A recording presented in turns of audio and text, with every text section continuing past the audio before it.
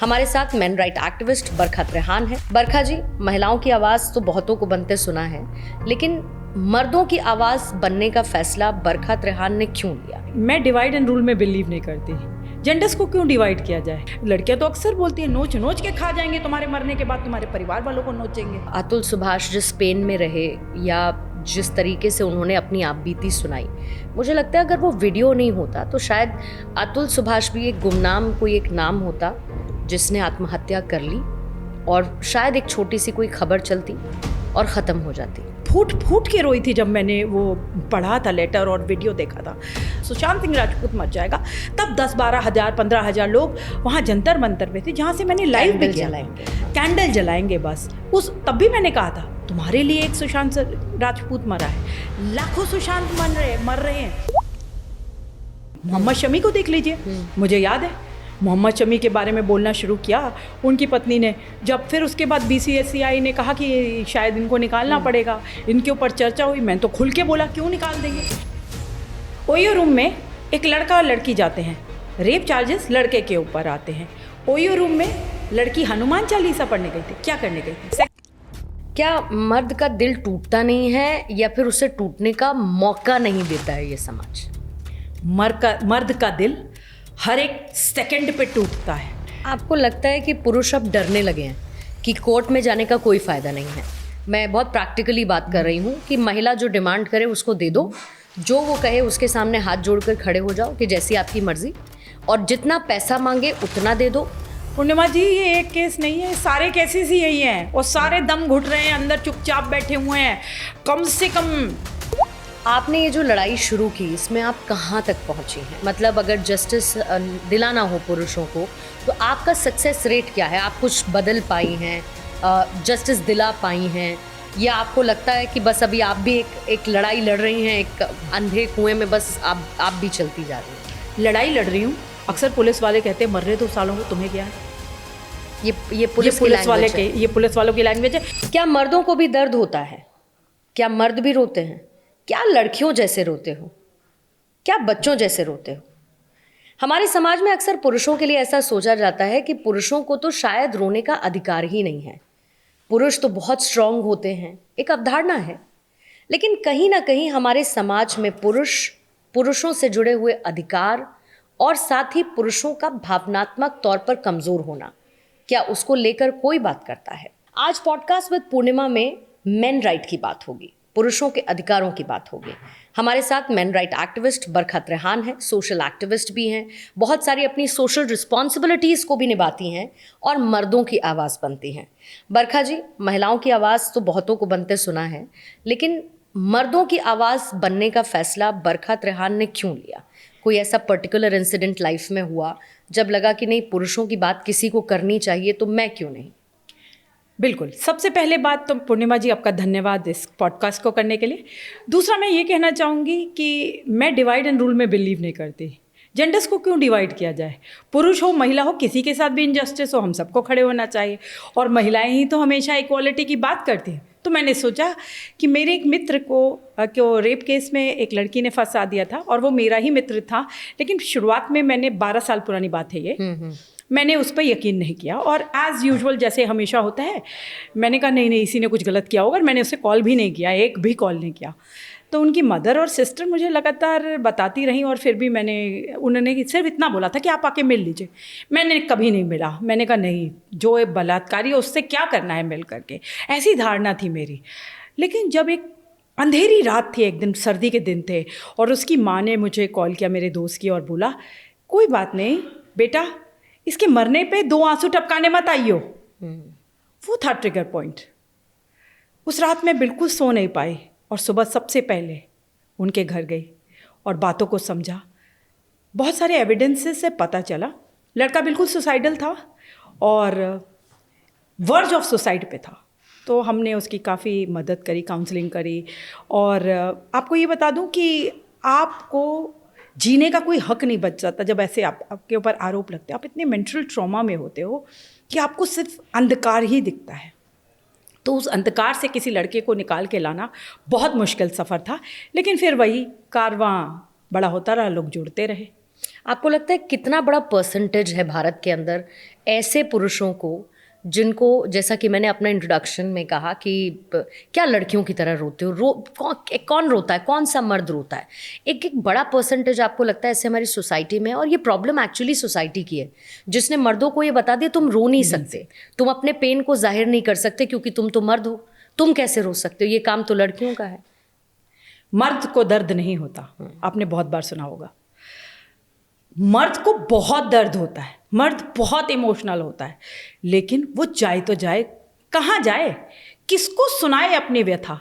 वो अट्टहास का विषय बन जाता है, पुलिस स्टेशन में उसे धुतकारा जाता है। मिनिस्टर इस देश का कोई सुनने के लिए तैयार नहीं, चाहे लॉ मिनिस्टर हो, चाहे आप कैबिनेट मिनिस्टर की बात कर लो, कोई सुनने के लिए तैयार नहीं। अभी हाल में ही दिल्ली का बेटा मर गया, दिल्ली के मालिक को तो कोई फिक्र नहीं है। तो इस देश के बेटे जब मरते हैं, जो कि आपको एनसीआरबी डेटा बता दूं कि 3 गुना है सुसाइड रेट पुरुषों का, हस्बैंड सुसाइड 3 गुना 2 साल पहले थी, अभी 4 गुना होने वाली है, लेकिन अभी भी हम मूक दर्शक बन के सो रहे हैं। इन सबको जगाना पड़ेगा।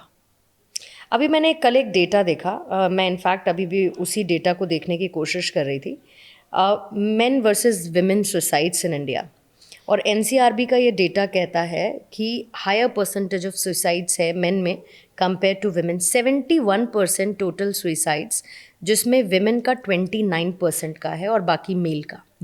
लेकिन हम ये मान के चलते हैं पुरुष तो बड़ा मजबूत है, आत्महत्या कैसे कर सकता है, आत्महत्या कर लिया मतलब मर्द नहीं है। लेकिन ये सुसाइडल टेंडेंसीज आपको क्यों लगता है? और सबसे बड़ी बात कि मर्दों के इस टेंडेंसी के बारे में, या उनके इस कमज़ोर होते, धीमे धीमे कमज़ोर पड़ते पर्सनालिटी को लेकर कोई घर में भी बात नहीं करता। इनफैक्ट ये क्यों है ऐसा सोसाइटी में? देखिए, सबसे बड़ा कारण है कि पुरुष ओपन अप नहीं होता। मैं हर बार कहती हूँ speak up man, speak up. अपनी परेशानियों की, अपनी पीड़ा का कभी जिक्र नहीं करता, क्योंकि उसे पता है पूरा सिस्टम बिल्कुल फेल है, कोई उसकी सुनवाई नहीं होगी, कोई हेल्पलाइन नंबर नहीं है, कोई आयोग नहीं है, सरकार द्वारा कोई आयोग नहीं बना हुआ। आखिर मेरे को भी जो मैंने पुरुष आयोग एनजीओ बनाया, इसीलिए तो बनाया, थक हार के टूट के कि सरकार तो सुन ही नहीं रही है, तो पुरुष जाए तो कहा जाए कहाँ, वो इतना इमोशनल है, इसलिए वो सोचता है कि मैं मर जाऊं। और घर में वो किसी को बताता भी नहीं है मरने से पहले, थोड़ी बहुत बातें पता होती, पूरी बात नहीं पता होती। जब मर जाता है तब सिर्फ एक न्यूज़ आती है कि पुरुष फलां फलां मर चुका है। जैसे आज की आपको न्यूज़ बता दूं, दिल्ली का एक लॉयर मर गया। अब वो उसका डिवोर्स केस चल रहा था और वो मर गया क्योंकि वो बहुत मानसिक पीड़ा से गुजर रहा था। आप क्या सोचते हैं कि जब भी एक डिवोर्स होता है तब बच्चों को अलग कर दिया जाता है। इस पर्टिकुलर केस की बात नहीं करें, वैसे बच्चों को टूल की तरह यूज़ किया जाता है, उन्हें दिखाया नहीं जाता, ऐसे ऐसे बताया जाता है 2 लाख दोगे तब मैं दिखाऊंगी बच्चा, मैं इतने मिनट के लिए कोर्ट में लेके आऊँगी, वीडियो कॉन्फ्रेंसिंग नहीं कराऊंगी, वीडियो कॉन्फ्रेंसिंग ऑन करके उसको ऑफ कर देते हैं। तो बड़ी सारी कनाडा लेके भाग जाते हैं बच्चों को काट दिया जाता है। जैसे ही फादर्स की विजिटेशन राइट मिलती है तो काट दिया जाता है बच्चों को कि मिल ना पाए, कोर्ट के ऑर्डर के बाद भी। लेकिन कोर्ट उस महिला के अगेंस्ट कोई नहीं करता। तो ये सब सोच हो चुके। देखिए, इंसिडेंट सब कुछ, आज मीडिया इतना प्रबल है तो सारी इंसिडेंट्स पहुंचते हैं ना, जो एक बेचारा जो सुसाइडल टेंडेंसीज में होता है उसको लगता है सब तरफ अंधकार है तो मैं मर जाऊं, और मरना, लेकिन कोई सोल्यूशन नहीं, क्योंकि मरने के बाद आपकी फैमिली को केसेस लड़ने पड़ते हैं। जैसे कि अतुल सुभाष के केस में ही देख लीजिए, 3 लोग जो बचे हुए हैं फैमिली में, माता पिता और पवन मोदी जी, अंजू मोदी जी और विकास मोदी, तो अब वो केसेस लड़ रहे हैं ना, तमाम केसेस हैं, तो केसेस थोड़ा ना खत्म हो गए। लड़कियां तो अक्सर बोलती हैं नोच नोच के खा जाएंगे तुम्हारे मरने के बाद, तुम्हारे परिवार वालों को नोचेंगे। तो नहीं, ये जो अतुल सुभाष वाला केस था, इसने बहुत सोशल मीडिया पे बड़ी अटेंशन ली, और उसकी वजह थी वो एक लंबा चौड़ा वीडियो जो अतुल सुभाष ने जाने से पहले, and we all could relate. Atul Subhash जिस पेन में रहे या जिस तरीके से उन्होंने अपनी आप बीती सुनाई, मुझे लगता है अगर वो वीडियो नहीं होता तो शायद अतुल सुभाष भी एक गुमनाम कोई एक नाम होता जिसने आत्महत्या कर ली, और शायद एक छोटी सी कोई खबर चलती और ख़त्म हो जाती। लेकिन बहुत सारे अतुल सुभाष हैं। ये स्थिति क्यों है? क्योंकि महिलाओं के ऊपर तो डोमेस्टिक वायलेंस होता है, पुरुषों के ऊपर क्या होता है? देखिए, पुरुषों के ऊपर भी डोमेस्टिक वायलेंस होता है, लेकिन ये एक्ट जेंडर न्यूट्रल नहीं है। हम सिर्फ महिलाओं को ही विक्टिम समझते हैं, जबकि पुरुष भी बहुत इसके विक्टिम्स हैं। इमोशनल ट्रॉमा में रहते हैं, अब्यूज़ होता है उनका, इमोशनल अब्यूज़, फाइनेंशियल अब्यूज़, हम इन सब की बातें ही नहीं करते। उनके मेंटल ट्रॉमा के बारे में, जब सुशांत सिंह राजपूत मर जाएगा तब 10-12 हज़ार 15 हज़ार लोग वहाँ जंतर मंतर पे थे, जहाँ से मैंने लाइव भी किया, कैंडल जलाएंगे बस। तब भी मैंने कहा था तुम्हारे लिए एक सुशांत राजपूत मरा है, लाखों सुशांत मर रहे हैं। मैंने लाइव टीवी पे कहा था, आज भी यही कह रही हूँ। अतुल सुभाष का वीडियो अगर वायरल ना होता, अगर उसका सुसाइड नोट इतना वायरल नहीं होता, मैं खुद फूट फूट के रोई थी जब मैंने वो पढ़ा था लेटर और वीडियो देखा था। तो लेकिन उसने बड़े सुनियोजित तरीके से इसको किया, तभी इतना वायरल हो पाया। उसने सारे वीडियो को बड़े अच्छे से, ठंडे दिमाग से, काम एंड कंपोज तरीके से बनाया। उसने कितना इस वीडियो को हर जगह ईमेल किया है। उसने ये तक बोला, सिस्टम के फेलियर की बात करी है, जो कि बिल्कुल सत्य है। वो हर हस्बैंड के साथ, हर लड़के के साथ होता है। उसे सिस्टम में तो रहना है, लेकिन सिस्टम का फेलियर है। हर एक चीज़ उसने बोली, मेरा पैसा मेरे अगेंस्ट यूज़ हो रहा है। हर लड़के की ये कहानी है कि मेरा ही पैसा, मेरा ही बच्चा मुझसे अलग कर दिया, मेरे ही माँ बाप को गाली दे रही है, मेरे ही माँ बाप को कोस रही है, उन्हें जूतों की माला पहनाई जा रही है, या उन्हें मारा पीटा जा रहा है, या उन्हें जेल में डालने की धमकी दी जा रही है। मेरी छोटी बहन की शादी नहीं हो पा रही है, मेरी छोटी बहन ने अपनी नौकरी छोड़ दी है, उसकी नौकरी वाली जगह पे उसके ऊपर ताने कसे जा रहे हैं। यहाँ तक कि आपको एक पटना का केस बताती हूँ। एक लड़की थी जिसको हॉट सीट पे बैठने का मौका मिला। उसका लाइफ का ड्रीम था अमिताभ बच्चन के साथ हॉट सीट पे बैठने का। उसने क्लियर कर लिया, ये सोनी टीवी का ये जो कार्यक्रम होता है। और जब वो हॉट सीट पे बैठने वाली थी, उससे एक दिन पहले जब फाइनल आया था, तो पूछा उन्होंने कि आप एक फॉर्म भर दीजिए जिसमें अपनी डिटेल्स डाल दीजिए, कोई केसेस वेसेस तो नहीं आपके ऊपर। तो उसने लिखा कि मेरी भाभी ने मेरे पे 498 डाल रखा है। और उसी टाइम उन्होंने उसे हटा दिया। फूट फूट के रोई। उसका कॉल मुझे आया, मैडम हेल्प करो, बहुत गलत हुआ है। और अमिताभ बच्चन जी तो महिलाओं की इतनी मदद करने की बातें करते हैं, हमारी क्यों नहीं मदद कर रहे, ये टीवी वाले हमें क्यों इतना परेशान कर रहे, मेरा सपना था। और वो सरकारी नौकरी में थी लड़की, कोई ऐसे नहीं कि आप समझ लें जो कोई भी थी। उसने इतनी मेहनत करी थी। अब हर लड़की का सपना होता, अगर उसका सपना था और उसकी भाभी ने 498 डाला, तो वो तो रूटीन में सबके ऊपर डालते, कुत्तों पे डाल देते हैं, 80 साल के बुजुर्गों पे डाल देते हैं, इवन पैरालिटिक जो पेशेंट्स होते हैं उन पे डाल देते हैं। कुत्तों पे डाला हुआ है FIR में नाम, तो क्या हो गया? तो उससे क्या होता है, केस ही तो डला है, कहीं प्रूव हुआ है क्या?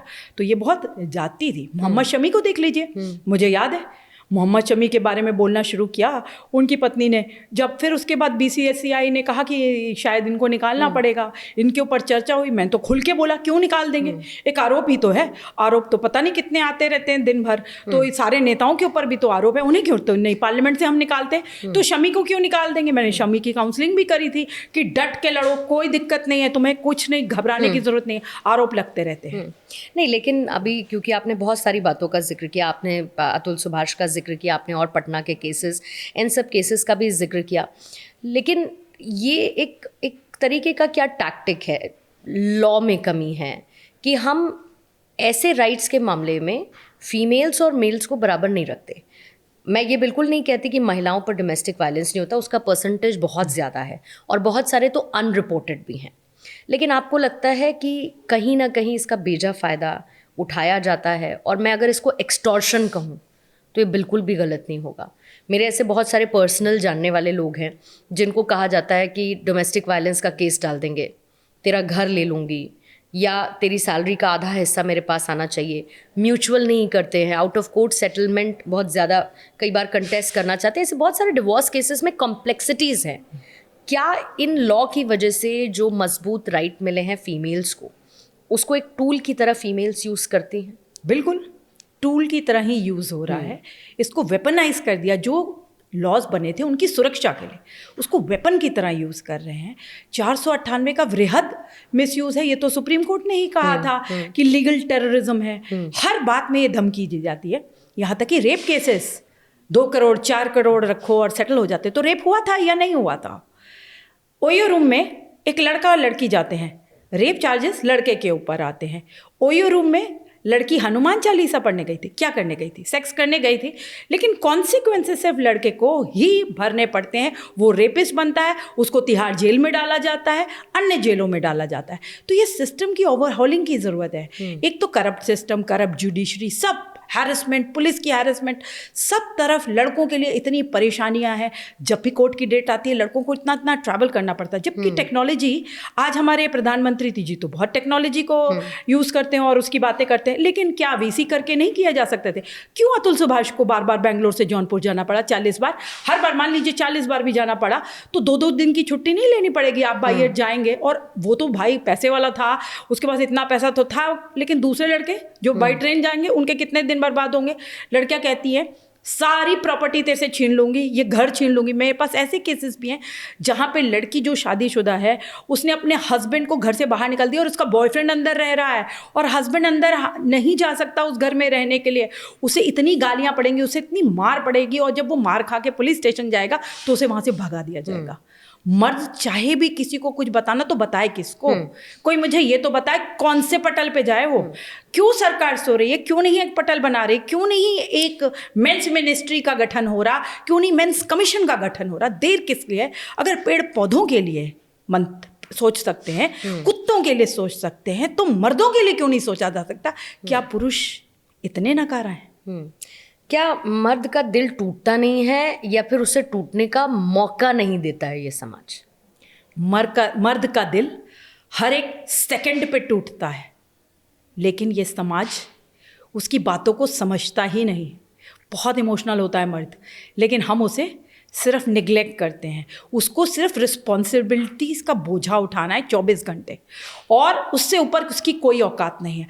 अगर वो ऑफिस से थक हार के घर भी जाता है तो भी उससे इतनी डिमांड्स पेश की जाती हैं कि ऐसा नहीं किया तो वो कर देंगे, ऐसा नहीं किया तो वो कर देंगे, और होड़ लगी हुई है। ये अगर चीज़ें समाप्त हो सकती थी, लेकिन यहाँ तो होड़ लगी हुई है। फलाने ने 50 लाख ले लिए उससे और उसके घर में घुस गई, इसने 80 लाख ले लिए, इसने 2 करोड़ ले लिए, मैं 4 का मांगूंगी, मैं तो उससे सुंदर हूँ, मैं तो इतने करूँगी, मैं तो इसको इतना और परेशान करूँगी। मैं तो इस होड़ में बेचारा पिसता जा रहा है, इतना पिस गया है कि वो सोचता है मर जाओ। तभी तो अभी आपने भी आंकड़े बताए, 100 पुरुष हर रोज मर रहे हैं। मैं रिपीट करूंगी, 100 पुरुष हर रोज मर रहे हैं। हम क्यों सो रहे हैं? हमारे कानून मंत्री क्यों सो रहे हैं? हमारी जुडिशरी क्यों सो रही है? ये सब सुनने में ही बहुत अजीब लगता है बरखा जी, कि आप ही के समाज में वो व्यक्ति जो घर की पूरी जिम्मेदारी उठाता है, एक महिला होने के नाते एक पार्टनर के तौर पर मैं एक पुरुष को देखती हूँ, लेकिन साथ ही ये भी कि मैंने ये देखा है हमारी सोसाइटी में कि माँ की ममता की बहुत सारी बात होती है, गुणगान होता रहता है, लेकिन एक पिता के त्याग को कोई नहीं देखता। मौन होते हुए, वो त्याग करते हुए वो पुरुष अपना पूरा जीवन बिता देता है। देखिए पूर्णिमा जी, हमने भी अपने पिता को देखा, आपने भी देखा होगा, सबने देखा है। पिता अपना बलिदान, जैसे ही शादी आती है घर में तो वो कहता, अरे मेरा तो वो ब्लू वाला सूट है, बस मैं तो वही पहन लूँगा, तुम लोग नए नए कपड़े ले लो। अगर बच्चों को भी दिलाना हो तो लैपटॉप दिला रहे हैं, गाड़ियाँ दिला रहे हैं, बच्चों को बाइक्स दिला रहे हैं। पापा आपके स्कूटर टूटा हुआ है, अरे कोई बात नहीं बेटा, मैंने तो जाना कहाँ होता है। लेकिन ये त्याग जो उसका है, जो कि माँ अगर 9 महीने बच्चे को पेट में रखती है तो पिता पूरा जीवन उसके फाइनेंसेस को अपने मस्तिष्क में रखता है। लेकिन हमारा जो प्यार है वो क्या बताएगा? सिर्फ माँ का गुणगान करना, तभी तुम्हारे को लोग सुनेंगे, तभी तुम्हारे को लोग देखेंगे। तो ये सेलिब्रिटीज़ ने बड़ा रॉन्ग नैरेटिव सेट किया हुआ है, जबकि मैं ये सोचती हूँ कि पिता का गुणगान भी होना चाहिए। वो एक स्पर्म डोनर और ATM मशीन नहीं है सिर्फ। आज समय बदल गया है। पिता को, सभी पिता को मेरा प्रणाम, और उनकी इज्जत भी उतनी ही होनी चाहिए जितनी कि माता की। हर एक रिश्ते को निभाने वाला मर्द अपने लिए सहारा ढूंढने या मांगने से डरता क्यों है? उसे पता वो फेल हो जाएगा। वो उससे इस सहारा ढूंढने जाएगा तो उसे नकारा, उसे इतनी गालियां पड़ेंगी, उसको बोला, उसके सम्मान को ठेस पहुंचाई जाएगी, उसको बोला जाएगा अरे तू इतना कमज़ोर है। और अगर वो रो भी पड़े, अब बताइए गर्लफ्रेंड बॉयफ्रेंड का रिश्ता है, अगर गर्लफ्रेंड आगे चली गई तो वो तो प्रोग्रेसिव है, लड़का बलात्कारी है, तो लड़का बलात्कारी है, वो बन जाता है और वो जेल पहुंच जाता है। जब वो जेल जाता है तो वहाँ पे भी रो नहीं सकता। अगर रोते एक आंसू टपका दे तो उसके आसपास वाले कैदी उसको मारना कूटना शुरू कर देते, रो कैसे दिया तूने, रो नहीं सकता तू, और तेरी रोने की बात कोई सुन भी नहीं रहा। लेकिन मर्द को लेकर प्यार, मर्द को लेकर सहानुभूति, मतलब 2 ही तो सेक्स हैं, मेल एक फीमेल। तो जब फीमेल उसकी डिमांड कर सकती हैं तो उसकी डिलीवरी केसेस में, कुछ केसेस में, मैं ऑब्वियसली सबको आप 5 उंगलियां बराबर नहीं हो सकती, तो क्यों उसको आपने कहा एक स्पर्म डोनर और एटीएम मशीन बस नहीं समझा जाना चाहिए, लेकिन समझा जाता है, क्यों? देखिए, कोर्ट में आप चले जाइए, आप खुद आजमा लीजिए, सभी बच्चों को कस्टडी माँ को दी जाती है। कोर्ट में बच्चों को मिलने के लिए बेचारे पुरुष अनगिनत साल लगा देते हैं। पेरेंटल एलिनेशन इतना बड़ा अभिशाप है हमारे देश में, जब बच्चों को नहीं मिलने दिया जाता पिता से, क्योंकि हम फादरलेस सोसाइटी क्रिएट कर रहे हैं, और उस टाइम उनसे पैसे की डिमांड की जाती है, तो उनको एटीएम की तरह ही तो हम देख रहे हैं, स्पर्म डोनर की तरह देख रहे हैं। क्या माँ ने बच्चा अकेला पैदा कर दिया? पिता की ज़रूरत नहीं थी तो अकेला ही पैदा कर लेती, मायके में बैठ के ही पैदा कर लेती। शादी करने की ज़रूरत क्या थी? शादी के बंधन में भी बंधने की ज़रूरत नहीं थी। तो उन पिताओं का सोचिए जिनको अपना बच्चा नहीं देखने को मिलता। शेयर्ड पेरेंटिंग को हमें बढ़ाना देना चाहिए, जिससे कि दोनों को, माता और पिता दोनों को बच्चे का एक्सेस रहे, क्योंकि बच्चे का डिवोर्स नहीं होता, माता पिता का होता है। और अक्सर ये देखा गया है कि पिता को कहीं पे भी सहानुभूति नहीं मिलती, ना कोर्ट में ना कहीं बाहर। सहानुभूति कोर्ट में छोड़िए, उनको के पास तो कोई कानून भी नहीं है। पुरुषों के लिए कोई कानून नहीं है इस देश में, सिर्फ महिलाओं के लिए कानून है। महिलाओं को 7 मुंह खून माफ़ है। ऐसे हमारे देश के जो नेतागण हैं वो ये बोलते हैं महिलाओं को 7 खून माफ़ है, जबकि crime has no gender. Crime का कोई जेंडर नहीं। अगर एक महिला पाई गई कि इसने फर्जी आरोप लगाया, बलात्कार का, दूसरे आरोप, कोई भी सेक्सुअल हैरेसमेंट का, इतने सारे, मोलेस्टेशन का, इतने सारे। तिलक नगर का ही केस देख लीजिए, लड़का रेड लाइट पे खड़ा था, सर्बजीत। अब बताइए 6 साल उसे लग गए, कोर्ट में जाते रहे, अपनी चप्पलें घिस दी उसने 6 साल कोर्ट में जाते जाते। अभी हाल में ही उसकी शादी हुई है। आपको लगता है कि पुरुष अब डरने लगे हैं कि कोर्ट में जाने का कोई फ़ायदा नहीं है?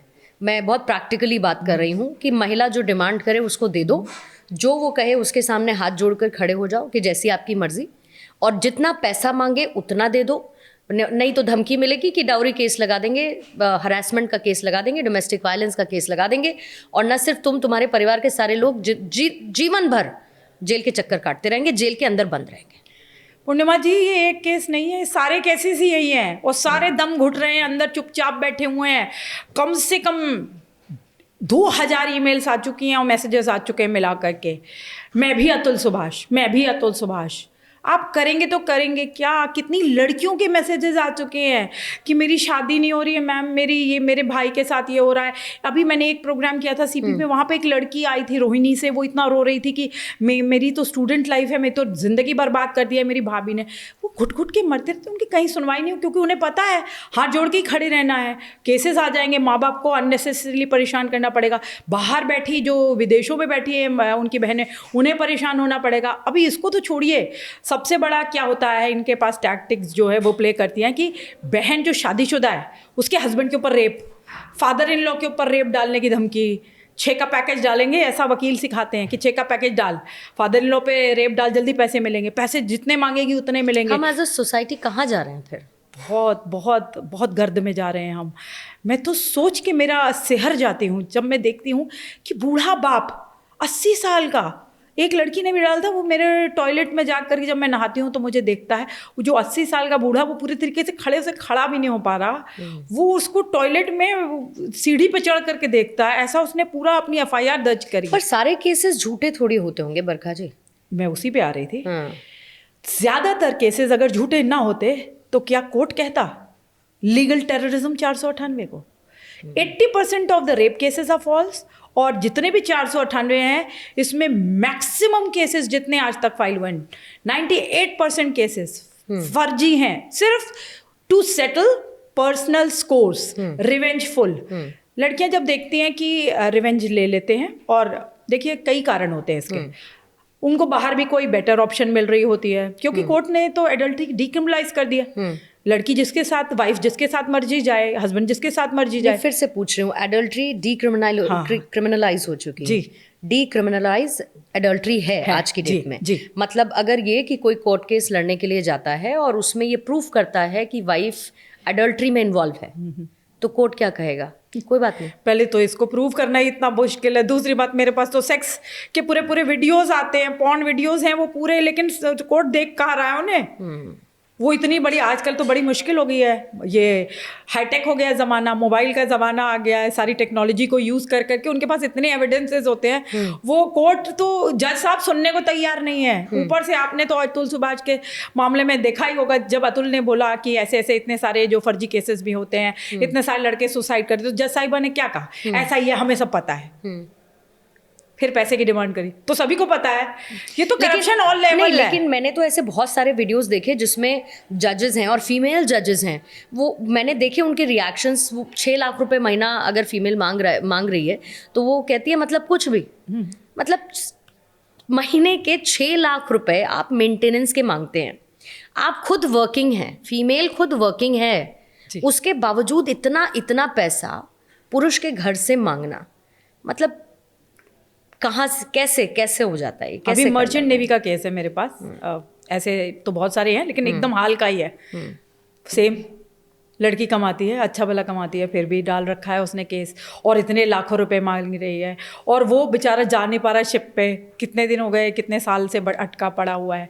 अब उसे फिर से जाना है, फिर से जॉब शुरू करनी है, लेकिन लड़की जान नहीं छोड़ रही है। पैसा पैसा पैसा, हाई पैसा हाई पैसा हाई पैसा, जबकि वो खुद बेटर इनकम में है। तो ये तो अपनी नौकरियां छुपाते हैं। जस्टिस ढींगरा सर से पूछिए, जस्टिस ढींगरा सर आपको बताएंगे, जब वो जज थे तो उन्होंने ऐसे केसेस में लड़कियों को नौकरी तक बताई थी कि मैं तुम्हें नौकरी बताता हूँ, इतना मेंटेनेंस क्यों मांगना है, तुम नौकरी करो ना। उन लड़कियों ने नौकरी पे जाने से इनकार कर दिया, उन्होंने कहा नहीं हमें नहीं करनी है। और मेंटेनेंस, बड़ी बड़ी एलिमनी, अभी तो ग्रे डिवोर्स बहुत बढ़ गया है, आपको भी पता होगा। 50-60 साल की महिलाओं को नहीं रहना, उनको अपनी हॉबी उस टाइम पे करनी है, जिस टाइम पूरी ज़िंदगी उस, तभी तो मैंने एटीएम वर्ड यूज़ किया था, उस हस्बैंड ने आपके साथ ज़िंदगी बिताई, आपके साथ रहे, एक सुनहरे पल को देखने के लिए बुढ़ापे में एक दूसरे की बहुत ज़्यादा ज़रूरत होती है, कंपेनियनशिप की। और उस टाइम आप कह रहे हैं कि आपको तो अपनी हॉबी का निभाना है। एक मैडम आई थी, वो कह रही थी उनको सेक्स में मज़ा नहीं आ रहा। पूर्णिमा जी आपको पता होगा आजकल ग्रे डिवोर्स बहुत है, मैंने एक आर्टिकल भी लिखा है इसके ऊपर। तो महिलाएं अगर अपनी हॉबीज़ के लिए डिवोर्स मांग ले तो वो बहुत प्रोग्रेसिव है, और अगर हस्बैंड मांग ले डिवोर्स तो कितना बड़ा वो वाइफ बीटर हो जाता है। लेकिन हमारी सोसाइटी में डिवोर्स एक समय पर बहुत बड़ा टैबू हुआ करता था, जो कभी नहीं होना चाहिए था, ऐसा मेरा पर्सनल मानना है। आज की डेट में थोड़ा सा नॉर्मलाइज हो चुका है डिवोर्स, जो बहुत पहले हो जाना चाहिए था। अगर दो लोग एक दूसरे के साथ कंपैटिबल नहीं है तो साथ में रहने की ज़रूरत नहीं है। लेकिन मेरा ऑब्जेक्शन सिर्फ उस बात पर है कि आप उस डिवोर्स की आड़ में सामने वाले से एक्सटॉर्शन ना करें। लेकिन आपकी सारी बातें सुनकर मुझे ऐसा क्यों लगता है बरखा जी कि आपको महिलाओं से दिक्कत है कुछ ना? मेरे को कुछ नहीं, मेरे को सिर्फ एक्सटॉर्शन, ब्लैकमेलिंग, फर्जी केस मत डालो। जिन जो ओरिजिनल, जो अगर आपका कोई आरोप सही है तो उसके ऊपर दृढ़ निश्चय से खड़े रहो, पैसे से वो आरोप हट नहीं जाते। जैसे रेप केसेस भी आप पैसे से सेटल नहीं कर सकते, ऐसे ही डोमेस्टिक वायलेंस हो या दूसरे आरोप हैं, अगर आपने लगाए हैं आपको एविडेंसेस देने पड़ेंगे। एक तो ये अंधेरे में तीर मत चलाओ, एक मैं तो बहुत बार बोलती हूँ, मैं सुषमा जी से मिली थी, मैंने उन्हें बोला था कि 498 को रद्द करना चाहिए, स्क्रैप करिए, इसे बहुत ज़्यादा मिसयूज़ हो रहा है, 10 साल पुरानी बात है। तो सुषमा जी ने बोला कि हाँ हम ज़रूर करेंगे इसके ऊपर, काम तो हुआ नहीं उसके ऊपर। तो खैर फिर मैं दोबारा मिली, नहीं, लेकिन मैंने आप बोला सोचिए अगर 498 हट जाएगा तो क्या होगा? उसी पे आ रही थी। मैंने कहा कि मैडम स्क्रैप छोड़ दीजिए, नहीं हटाने की जरूरत, महिलाओं को बहुत ज़रूरत है। मैंने खुद जाके ये बात बोली है, मैं ऐसा नहीं है, मैं एंटी वुमन नहीं हूँ, मैं खुद जाके बोली। तो सुषमा जी ने मैंने बोला कि मैम सिर्फ एक मिसयूज़ क्लॉज डाल दीजिए उसमें, कि अगर कोई महिला उसका मिसयूज़ कर रही है तो उसे दंडित किया जाए। और मैं हाल में भी बहुत सारी बातों प्रोग्राम्स में ये बात रखती हूँ कि जब भी महिला एक केस दर्ज कराने जाए तो उसे कहिए कि एक एफिडेविट दे कि वो अपना नार्को टेस्ट कराएगी, ब्रेन मैपिंग कराएगी, और एक एफिडेविट दे कि वो जो बोल रही है बिल्कुल पूर्णतः सच बोल रही है और उसके पूरे एविडेंसेस हैं उसके पास, और अगर वो झूठी पाई जाए तो उसे कारावास हो। देखिए कितना डाउन हो जाएंगे केसेस। लेकिन ये चेंज नहीं हुआ। लेकिन ये बताइए कि इतनी सारी प्रॉब्लम्स हैं, लॉ कमज़ोर है, एक जेंडर बायसनेस है, तो मर्द जाए तो जाए कहाँ? अगर उस क्या करना चाहिए फिर तो सबको सुसाइड कर लेना चाहिए, पूरे परिवार को फिर सुसाइड कर लेना चाहिए। किया है रोहतक में पूरे परिवार ने सुसाइड कर लिया। मैं तो खुद गई थी उस परिवार को मिलने के लिए। मैं जो बहू थी बहुत प्रताड़ित करी थी पूरे परिवार को, सास ससुर और बेटे को। बहन की शादी हुई थी, बहन थोड़ा दूर रहती थी, और उन्होंने पुलिस को बहुत बताया, उन्होंने कोर्ट कचहरी सब किया। उसके बाद उसकी जो डिमांड्स मांगी थी, एक गाँव वाला होने के बाद भी बहुत अच्छा खासी रकम, मुझे याद नहीं आ रही कितनी रकम, 10-1 लाख रुपए दिए थे उन्होंने। उसके बाद भी वो नहीं मान रही थी। आखिरी दिन जब आहत हुए वो, उसने ससुर के गले में जूते का हार डाल दिया, तो बहुत आहत हो गए और उन्होंने तीनों ने कीटनाशक पी लिया और तीनों मर गए। ये होगा, यही होगा इस देश में। निर्भया जैसा कांड होता है तो हम सारे इकट्ठे हो जाते हैं और कैंडल मार्च में जाते हैं। अधिकतर पुरुष होते हैं, 80% पुरुष होते हैं, और खड़े होना चाहिए। मैं भी निर्भया के साथ खड़ी थी। लेकिन अगर निर्भय होता है तो कोई बात भी नहीं करता, कोई अकाउंटेबल नहीं है, उसकी तो बात भी नहीं करेगा। रोहतक में एक केस आया था जिसमें एक फार्मर, वैसे हम अन्नदाता के साथ बहुत जुड़े हुए हैं, एक अन्नदाता फार्मर के साथ उसकी पत्नी ने, उसकी सास ने, उसकी साली ने मिल करके एक रॉड से 3 पैकेट लाल मिर्च डाल दिए थे, जिससे उसकी आंतड़ियाँ टूट गई। आंतड़ियाँ टूटने से वो पीजीआई रोहतक में एडमिट था। मैं देखने गई थी, उसकी बहन ने मुझे बुलाया था। उस बेचारे से हिला भी नहीं जा रहा था, सिर्फ आंसू टपक रहे थे, सिर्फ आंसू। इतना बेहाल था, मरने किनारे था। उसके बाद जब मैंने खान साहब को मिली, जो SHO साहब थे, मैंने कहा सर इसको जल्दी गिरफ्तार करिए, लड़की ने हाल क्या किया, लड़के को मार डाला है। SHO साहब कह रहे हैं दिल्ली से आप उठ के आ गई हैं इस काम के लिए, आप जाइए मैडम, हम अब पुरुष आयोग को यहाँ क्या आने की ज़रूरत थी, आप एक फ़ोन कर देती, हम इस काम को करते। मैंने कहा नहीं सर, आप लोग कुछ नहीं करते हैं। नहीं, तो आपने ये जो लड़ाई शुरू की, इसमें आप कहाँ तक पहुँची हैं? मतलब अगर जस्टिस दिलाना हो पुरुषों को, तो आपका सक्सेस रेट क्या है? आप कुछ बदल पाई हैं, जस्टिस दिला पाई हैं, या आपको लगता है कि बस अभी आप भी एक लड़ाई लड़ रही हैं, एक अंधे कुएं में बस आप भी चलती जा रही हैं? लड़ाई लड़ रही हूँ। अक्सर पुलिस वाले कहते हैं मरने दो सालों को, तुम्हें क्या है। ये पुलिस वाले के, ये पुलिस वालों की लैंग्वेज है, मेरी नहीं। मैं अब्यूसिव लैंग्वेज मतलब कभी नहीं यूज करती। सेंसिटिविटी कोई नहीं है, कोई नहीं है। और ये एक बार नहीं, मैंने हजारों बार पुरुष ही पुलिस है, पुरुष ही पुलिस है। मरने दो सालों को, तुम्हें क्या है। और जितनी महिलाएं बड़े बड़े ट्विटर हैंडल वाली बैठी हैं, वो भी यही कहती हैं, बंद करो यार ये सब, क्यों करना है, तुम्हें क्या लेना देना। तुमने अगर इतना काम महिलाओं के लिए किया होता ना, तुम्हें मिनिस्ट्री में जगह मिल जाती। तुम पागल हो, तुम सी हो, ये लिख के आता है, तुम सी हो। मैं नहीं ये वर्ड्स यूज करती। ट्विटर हैंडल मेरा सस्पेंड करवाया जाता है। स्वाति मालीवाल जैसे लोग लिखते हैं, बरखा त्रेहन को गिरफ्तार करो। सौरभ भारद्वाज जैसे लोग लिखते हैं, दिल्ली पुलिस बरखा त्रेहन को गिरफ्तार करो। आखिर क्यों बंद करनी है मेरी आवाज़ें? बस यही बदलाव आया क्योंकि मैं सच बोलती हूँ, सच को एक्सपोज करती हूँ। आपके घर में कितने पुरुष हैं? मेरे घर में मेरा बेटा है, मेरे हस्बैंड है।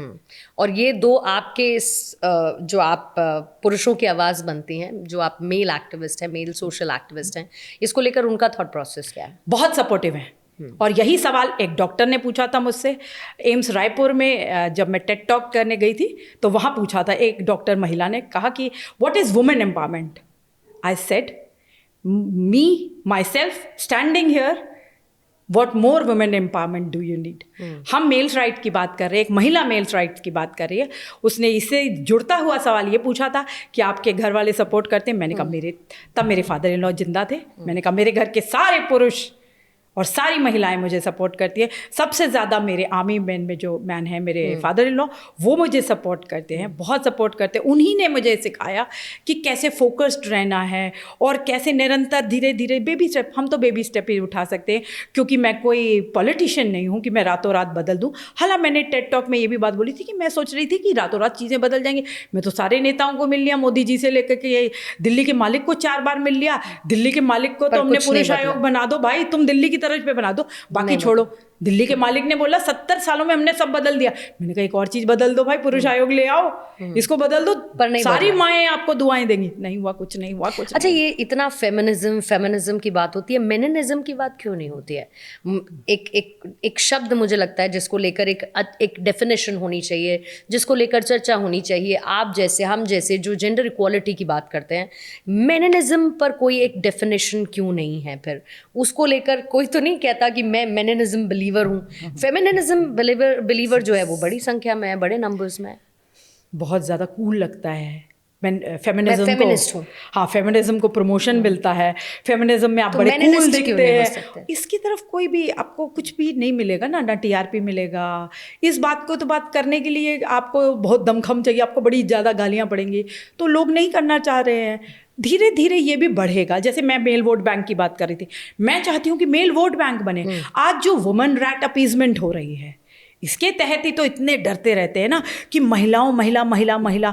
यहाँ तक कि हरिनारायण राजभर जी ने जब ये बात उठाई थी, मेरे कहने पर ये बात पार्लियामेंट में उठाई, तो हंसने लग गए सब लोग। मैंने बहुत आपत्ति जताई थी कि हंसे क्यों लोग, बहुत गंभीर समस्या है, पुरुषों की समस्या है, पुरुषों की सुसाइड रेट इतना बढ़ रहा है। और उनकी मांग क्या थी? मैंने ही कहा था कि हमारी मांग है जेंडर न्यूट्रल लॉज और एक मेंस कमीशन का गठन हो। बस इतनी छोटी मुझे सी 3 नाम बताइए बड़ी पोजीशंस पर बैठे हुए जिनसे आपने ये मांग की हो और वो आपकी इस सोच के साथ चलने के लिए तैयार हो। बस 3 नाम बता दीजिए मुझे। कोई है? रिकॉल कर पा रही हैं आप? कोई नहीं। कोई नहीं। 3 नाम भी कोई नहीं है। हर दरवाज़ा खटखटाती हूँ। मैं मॉल में जाती हूँ, मॉल में लोगों से बात करती हूँ, मेट्रो में जाती हूँ, मेट्रो में, रेलवे में, एरोप्लेन से जा रही हूँ तो वहाँ पे अपने साथ बैठे से, या एयरपोर्ट पे जहाँ जाती हूँ मीडिया वालों से, सबसे हर रोज़ उनको भेजती रहती हूँ कहानियाँ कि देखो इसके साथ ये हो गया, इसके साथ ये हो गया। ट्विटर पे 4 बार अच्छा, सस्पेंड आपको हो लगता चुके है हैं कि वो। ये जो एक सेलिब्रिटी कल्चर है जहां पर डिवोर्सेस हम बहुत नॉर्मल देखते हैं, हमारी सोसाइटी में होते हैं तो हम एक टैबू की तरह देखते हैं, अरे डिवोर्स। हालांकि अब चीज़ें बहुत बदली हैं, लेकिन इन सेलिब्रिटी कल्चर में हमने देखा है बहुत सारे ऐसे सेलिब्रिटीज़ हैं जिनका डिवोर्स हो गया है। They are living with a different partner, the earlier partner is meeting the other partner, Yeah. They are very happy family which is very good. Cricketers में हैं, अब जैसे अभी चहल को लेकर बहुत सारे ऐसी बातें चल रही। अभी मैंने एक स्टोरी की थी कि इंडियन क्रिकेट टीम के divorce 11, I know it's a catchy line, but the thing is कि क्रिकेटर्स में बहुत ज़्यादा डिवोर्स केसेस बढ़े हैं, जिसमें अभी रिसेंट एक चहल को लेकर बड़ी खबरें चल रही हैं, धनुश्री और उनके।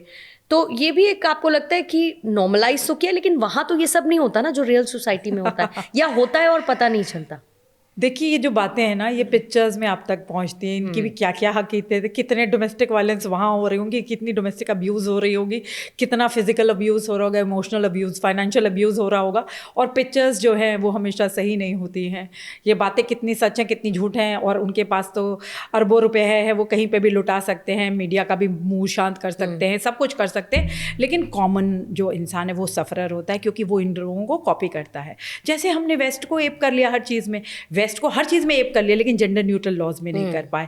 तो हमने वो डिवोर्स बाहर वालों से सीख लिया कि इतने बड़े बड़े डिवोर्स होते हैं, इतनी एलिमनी मिलती, इसीलिए तो कॉमन मैन में भी होड़ लग गई है कि हमें भी मिलेगी जी, हम उससे कम है क्या?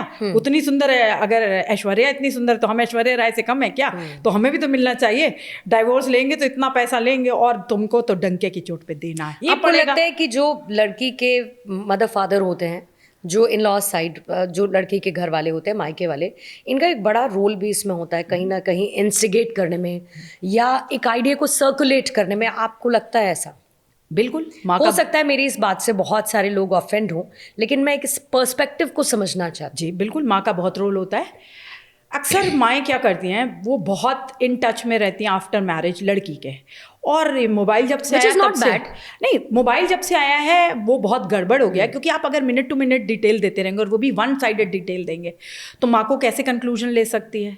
तो माँ को मैं यही कहना चाहूँगी, सभी माँओं को, कि आप कंक्लूजन में जाने से पहले जवाई राजा को भी फ़ोन कर लिया करिए, फिर कंक्लूजन पे आकर के फिर बिटिया रानी को बताइए, आप टच में रहिए, बहुत अच्छी बात है। क्योंकि जब हम चाहते हैं कि हमारी बेटी दूसरे घर में बेटी बनकर रहे, तो वहां का लड़का जमाई राजा ना बनकर हमारे घर का बेटा बने। तो जब बेटी से इतनी बात, तो फिर तो बेटे से भी उतनी बात होनी चाहिए। और ये तब पता चलता है जब बहू होती है ना अपने घर, तब उसी भाभी को बड़ी आपत्ति होती है कि मेरी भाभी ऐसा क्यों कर रही है, लेकिन उसको अपना नहीं दिख रहा होता कि मैं यहाँ क्या कर रही हूँ। तो सबको इंट्रोस्पेक्ट करने की ज़रूरत है। ना सारी महिलाएं सीता हैं और ना ही सारे पुरुष रावण हैं। सब पुरुष रावण नहीं है। हमें इंट्रोस्पेक्ट करने की ज़रूरत है। एक सच और झूठ के बीच में एक लाइन होती है। जिस दिन हम अपने संस्कारों से जुड़ जाएंगे ना, जिस दिन हम अपने एथिकल हो जाएंगे, हम ये फर्जी केस, हम ये लोगों का, क्योंकि जो मर रहा है वो भी किसी के घर का बेटा है, तो आज वो है कल तुम्हारा नंबर होगा। जिस दिन हम ये सोच लेंगे कि सबका नंबर आएगा, आज जो चुप हैं उनको भी यही कहना चाह रही हूँ, जो लोग भी चुप हैं कल तुम्हारा नंबर आएगा, तब तुम भागे भागे आओगे मेरे पास। अभी क्यों नहीं बोल रहे, क्यों शांत हो, किस दिन का इंतजार कर रहे हो? कैसे आप उन सभी लोगों को या पुरुषों को अभी काम डाउन कर सकती हैं जिनके मन में सुइसाइडल थॉट्स हैं बिकॉज ऑफ द सोसाइटी, जिसको हम कहते हैं पेट्रियार्कल सोसाइटी, बट यहाँ पर फीमेल डोमिनेंस और स्पेशली इस तरीके के केसेस में बहुत ज़्यादा है. What do you want to tell them? देखिए, मैं तो सभी पुरुषों को हमेशा बात बोलती हूँ कि स्पीक अप मैन. दूसरा, आप देखिए हमारे देश में इलेक्शंस बहुत होते हैं. जब भी आपके पास कोई भी पार्टी का कोई भी आया है आपसे मांगे वोट, आप बोलिए कि मेरे बेटे पे केस होगा, या मेरे भाई पे केस होगा, या मेरे बॉयफ्रेंड पे होगा, मेरे हस्बैंड पे होगा, तो क्या आप मेरे साथ खड़े हैं? आप क्या क्या करेंगे हमारे लिए? अब ये पूछना शुरू कर दिया हो, जो उनके दिमाग में ये डालिए कि हमें इससे छुटकारा जब चाहिए होगा, या हम जब इस प्रॉब्लम में होंगे, आप हमारा साथ देंगे कि नहीं. दूसरा, स्पीक अप. अपनी बात, अपनी भड़ास को निकालो. कोई नहीं सुनेगा, मुझे पता है. फेसबुक पे एक लड़की अगर कोई पोस्ट डालते तो 1,000 लोग आ जाएंगे उस पर कमेंट करने के लिए.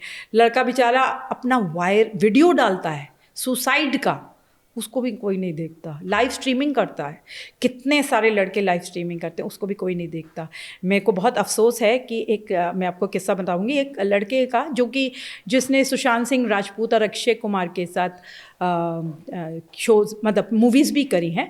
उनका भी नाम मुझे नहीं ध्यान आ रहा. उनका मुझे कॉल आया था सुसाइड करने से पहले. वो अपनी पत्नी से बहुत प्रताड़ित थे और उन्होंने उसका फेसबुक लाइव वगैरह भी कर दिया था. और फेसबुक लाइव करने के बाद उन्होंने मुझे उससे पहले कॉल किया था, और मैं उनका कॉल नहीं ले पाई क्योंकि मैं बहुत गलत नेटवर्क में थी, वहाँ पे आ नहीं रहे थे सिग्नल्स. लेकिन जब तक मैं उनको वापस कॉल कर पाई, वो मर चुके थे. तो ये मैं बहुत आज तक गिल्टी हूँ कि मेरे सामने जो मुझसे बात करना चाह रहा था और मैं उससे बात नहीं कर पाई. इसलिए नहीं कि वो सेलिब्रिटी, मेरे लिए सेलिब्रिटी हो रिक्शा वाला, मैं तो पपीते की रेडी वाली की भी मदद करती हूँ. सादत अली जो आज इस इंडिया को छोड़ के चला गया, जिसको 22 थप्पड़ मिले पड़े थे लखनऊ कैब ड्राइवर को, मैंने तो उसकी भी मदद करी. सादत अली को मजबूर कर दिया ये देश छोड़ के, वो सऊदी अरेबिया चला गया. मिलने आया था मुझसे दिल्ली, वो सऊदी अरेबिया जाने से पहले. तो ये हमारा इमोशन है, ये हमारे एक रिलेशनशिप है सभी पुरुषों के साथ. मैं तो हमेशा कहती हूँ फाइट बैक करो, मरना नहीं है.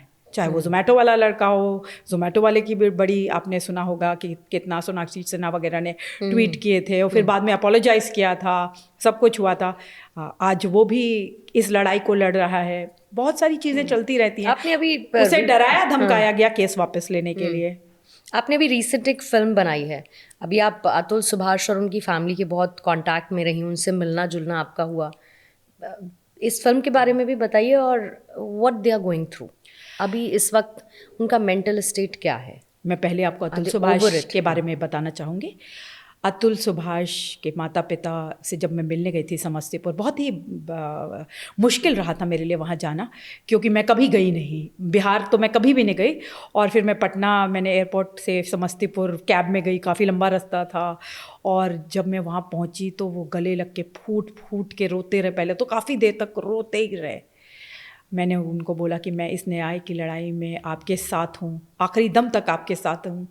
और वो उनके पिताजी बार बार ये बोल रहे थे, मेरे दिल को छू गया, क्योंकि उन्होंने ये बोला कि दिल्ली से आया है कोई हमारी सुध बुध भी लेने के लिए.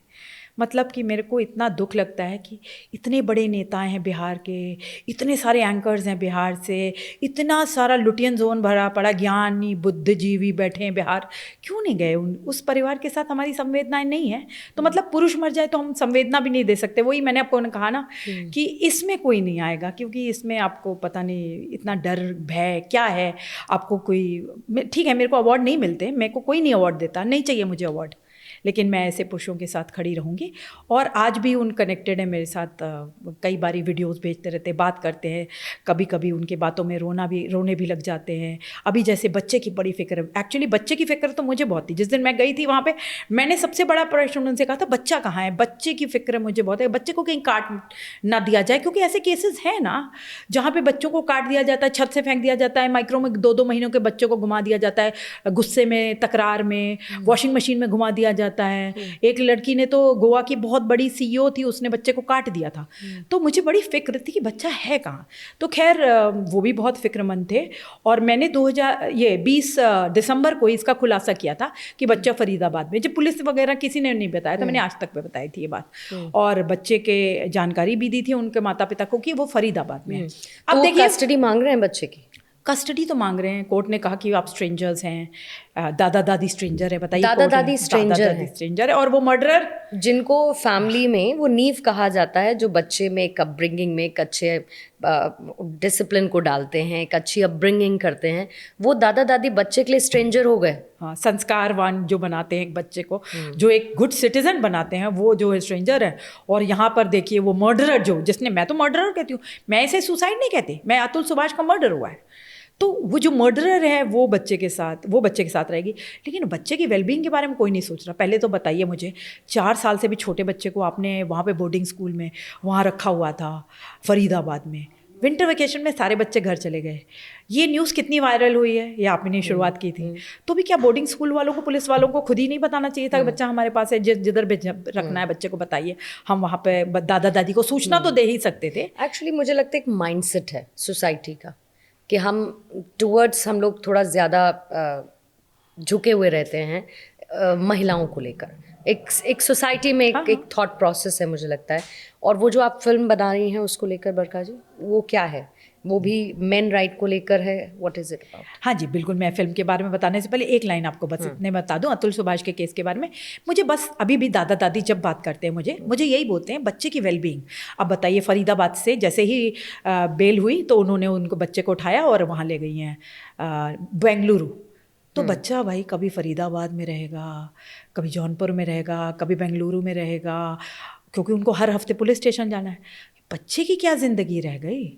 तो बच्चे को दादा दादी को सौंपा जाए, उसकी कस्टडी दी जाए, कम से कम वो एक जगह टिक के रहेगा, पढ़ाई लिखाई अच्छे से करेगा, अच्छा नागरिक बनेगा। और जो ऐसे बच्चे होते हैं वो, उनकी सुसाइडल टेंडेंसीज ज़्यादा होती हैं, वो क्रिमिनल माइंडेड ज़्यादा होते हैं, जो ऐसे अलग थलग बच्चे होते हैं। तो बड़ी भविष्य की चिंता है सबको। एक सवाल और आप फिल्म के बारे में, क्या आपको लगता है कि जो पुरुष हैं वो क्लिनिकल डिप्रेशन से बहुत ज़्यादा जूझते हैं? बिल्कुल, बहुत ज़्यादा, परसेंटेज ज़्यादा है, बहुत ज़्यादा डिप्रेशन में रहते हैं। और जो हैप्पीनेस इंडेक्स जो हमारा भारत का जो हमेशा आपको दिख रहा है कि कम होता जा रहा है, वो इसी वजह से कम होता जा रहा है। क्योंकि देखिए महिलाएं जो होती हैं ना, बहुत ज़्यादा एक्सप्रेसिव होती हैं, रो लेती हैं, अपनी बातें कह लेती हैं, मदर से कह लेती हैं, फ्रेंड्स से कह लेती हैं। लेकिन पुरुष और कुछ नहीं तो सोशल मीडिया पे लिख लेती हूँ। मैं बहुत जाती हूँ यहाँ पे south Avenue, north Avenue parliamentarian से मिलने के लिए, मेरा ये एक्सरसाइज होती है हमेशा। तो मैं देखती हूँ वहाँ बहुत सारी महिलाएं आई होती हैं, झुंडों में रो रही होती हैं, ये हो गया वो हो गया, और उनकी तुरंत सुनवाई हो जाती है। पुरुष मर भी जाता है तो भी उसकी सुनवाई नहीं होती, क्योंकि वो बोलता नहीं, उसके पास कोई है नहीं, speak up man, speak up man. इसीलिए बार बार बोलती हूँ स्पीक अप। अंदर ही अंदर आप घुटते रहते हैं, इसीलिए हार्ट अटैक भी उनके अंदर ज़्यादा होते हैं। मैंने एनालिसिस किया हुआ है कि हार्ट अटैक की भी रिपोर्ट्स पढ़ी हैं, उससे मुझे पता चला होमलेस भी ज़्यादा पुरुष हैं। अब लेकिन सरकार के पास कोई डेटा नहीं है, सरकार कभी कोई डेटा नहीं क्रिएट कर रही। मुझे जब बुलाया जाता है जेंडर स्टडीज़ के बारे में बात करने के लिए, तो मैं कहती हूँ ठीक है, बहुत अच्छी बात है, महिलाओं के लिए तो बात कर सकते हैं, लेकिन पुरुषों के लिए तो डेटा ही नहीं है, बात कैसे करें? हम भी डेटा इकट्ठा करते हैं, लेकिन हम कितनों का डेटा इकट्ठा, ये तो सरकार का काम है। सरकार डेटा भी नहीं इकट्ठा करती है, ना मंत्रालय बना रही है, ना मेंस कमीशन बना रही है। तो they are on barren land, forgotten gender. जब विवेक अग्निहोत्री, नाना पाटेकर और ऐसे बड़े बड़े नाम, जो गणेश आचार्य पर मीटू लगता है, तो हम बड़ी बड़ी बातें करते हैं, लेकिन जब इनके ऊपर क्लीन चिट मिलती है तब तो हम कोई बात नहीं करते। नाना पाटेकर को क्लीन चिट मिली, विवेक अग्निहोत्री को क्लीन चिट मिली, हमने कोई बात करी। जब तनुश्री दत्ता ने मीटू लगाया था तो हमने बढ़ चढ़ के भाग लिया और इन तीनों को बलात्कारी बनाया था। अब बलात्कारी है या नहीं है, क्लीन चिट दे दिए, पुलिस ने दी, मैंने नहीं दी। तो ये बड़ा सवाल है मेरा। अब आते हैं फिल्म के बारे में, आपको बताना चाहूँगी। नाम बहुत इंटरेस्टिंग है, वन साइडेड लव जी, बेस्ड ऑन ट्रू स्टोरीज जी। वन साइडेड लव मतलब, इससे तो मुझे वैसा फील आ रहा है कि एक तरफा प्यार बस। आप बताइए इसके बारे में क्या है? पूर्णिमा जी, इसको मैं यहाँ रख देती हूँ। हाँ। अब मैं आपको इस मूवी के बारे में बताती हूँ। ये शॉर्ट फिल्म है 18 मिनट की। It is based on a true story. And यहाँ पर हमने ये दिखाया है कि कैसे फेक सेक्सुअल हैरेसमेंट के केसेस मेन एंड बॉयज़ के ऊपर डाले जाते हैं, फर्जी यौन शोषण के आरोप कैसे कार्यस्थल पे डाले जाते हैं, और जब उसके ऊपर डल जाता है, ये मतलब बड़ी कॉमन चीज़ है। और पॉश में सिर्फ लड़कियों की सुनवाई होती है, लड़कों की कहीं नहीं सुनवाई होती। तो ऐसा ही ये केस है, और इसमें लड़के की कोई सुनवाई नहीं, ही इज़ फायर्ड, और फिर उसके पास कोई ऑप्शन नहीं बचता, he suicidal, and then he reaches out to us. और जब हमें रीच आउट करता है तो हम उसे ये कहते हैं, सुसाइड नहीं करना, फाइट बैक, जस्टिस मिलेगी, फाइट बैक। तो ये बड़ी इंपॉर्टेंट, ये सब केसेस के लिए है, ये मेरी मूवी के लिए नहीं, ये इस मूवी का सबसे बड़ा मैसेज है लड़कों को, लड़कियों को, सबको। लेकिन लड़कों की आत्महत्याएं ज़्यादा हो रही और मैं लड़कों के मामले में ज़्यादा वोकल हूँ, तो मैं सबसे ज़्यादा लड़कों को कहना चाहूँगी कि भाइयों, इस देश के बेटों की बहुत ज़रूरत है, प्लीज़ आप मरिए मत। और अगर बेटी बढ़ाओ बेटी बचाओ आपके प्रधानमंत्री ने कहा है, तो बेटा भी वही बचाएंगे, बेटा मरने नहीं देंगे। तो इस मूवी में हमने 18 मिनट की मूवी में यही शोकेस किया है, एक तो कि हाँ फर्जी केसेस होते हैं, दूसरा आप फाइट बैक करो। और बहुत ही मेरे यूट्यूब पे जल्दी ये डल जाएगी, इसका टीज़र ऑलरेडी डला हुआ है, आप लोग देख सकते हैं बात जाके। और जल्द इस मूवी को रिलीज़ कर दूंगी। मेरी आप लोगों से हाथ जोड़ करके ये विनती है कि मासेस तक पहुँचाइए, क्योंकि जिस रेवोल्यूशन की हम बातें कर रहे हैं या चाहते हैं, या जिस चेंज की बात कर रहे हैं, वो आप ही द्वारा आएगा। और फिल्म भी एक माध्यम है, इसलिए मैंने बनाई है। ये मेरी दूसरी फिल्म है। एक और फिल्म बनाई थी मैंने 2020 में, द कर्स ऑफ मैनहुड, जिसका ट्रेलर मेरे ट्विटर के बायो पे डला हुआ है ऑलरेडी, आप वहाँ देख सकते हैं। और वो फिल्म मेरे यूट्यूब पे डली है। आप सब लोग बरखा त्रेहन 16 मेरा यूट्यूब है, आप वहाँ पे आइए। सभी बरखा त्रेहन 16 इंस्टाग्राम, फेसबुक, ट्विटर, सब कुछ इसी पे है, और यूट्यूब भी इस पर ही है। आप लोग आएँ और इस फिल्म को देखें और मुझे एनकरेज करें, जिससे कि मैं ऐसी फिल्में और बना सकूं। आपके प्यार और प्रोत्साहन की बहुत ज़्यादा ज़रूरत है। Thank you so much Barkat Rehan जी, आप आएंगी। लेकिन आपको सुनने के बाद इस वक्त मेरे दिमाग में एक बहुत मिक्सचर काइंड ऑफ चल रहा है। और बस मैं इतना ही कहना चाहूँगी, क्योंकि हम एक ऐसे समाज में हैं जहाँ पर हम जेंडर इक्वालिटी की बात करते हैं, तो बोलिए, कहिए, अपनी बातों को सबके सामने रखिए। चुप रहने की ज़रूरत नहीं है, किसी एक को ढूंढिए जिससे अपने दिल की बात कह सकते हो। और डेफिनेटली ये सुइसाइडल टेंडेंसी से बिल्कुल दूर रहिए, क्योंकि समाज को बराबरी में पुरुषों की भी बहुत ज़्यादा ज़रूरत है। और इसीलिए अपने अधिकारों के लिए लड़िए, बोलिए। और मर्द को दर्द होता है, ये बात अब हमें समझ में आती है।